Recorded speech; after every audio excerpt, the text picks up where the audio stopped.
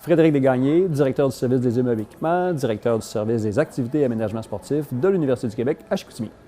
Le projet, globalement, consiste à la rénovation du pavillon principal. C'est un projet de 50 millions qui va s'étendre sur 5, 6, potentiellement 7 années. Donc, on fait d'abord et avant tout un plan directeur et on s'en vient avec des phases comme celle-ci qu'on voit là, derrière moi, là, qui est une première phase. On a été mis au défi par nos collègues professeurs de la chaire en éco-conseil, Patrick Faubert, Claude Villeneuve. Ça fait plusieurs années que dans mon service, on fait de la valorisation des rebuts.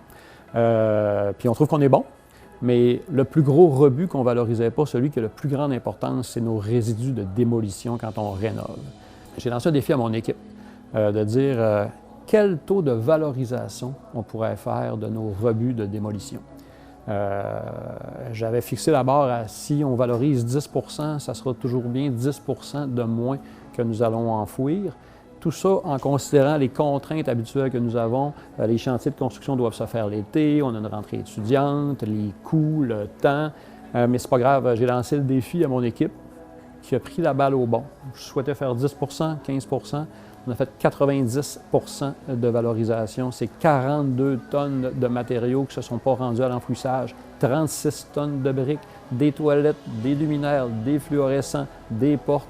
On a valorisé 90 %. Au lieu d'utiliser environ 45 conteneurs de rebuts, on en a pris un pour la durée du chantier qui a pris 26 semaines, 6 millions en investissement.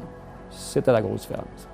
Quand j'ai su qu'on soumettait ma candidature, déjà, ça me rentrait dedans parce que je recevais ça très humblement. Moi, je fais mon travail, puis tout le monde dans l'université fait son travail, c'est donc pourquoi moi? Fait que déjà ça que l'institution dise, on reconnaît ça, sincèrement, là, c'était le prix.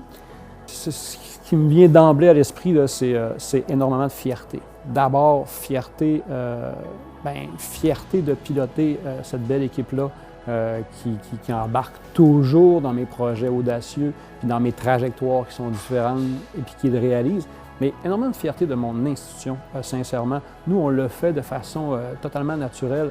L'appui, la reconnaissance institutionnelle qu'on a reçue, ça donne sincèrement envie de s'investir et de continuer à faire les choses différemment.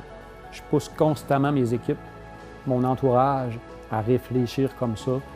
C'est beaucoup plus difficile de le faire comme ça, mais c'est comme ça qu'on change les choses. Puis si nous, une université, on ne change pas des choses, qui va le faire?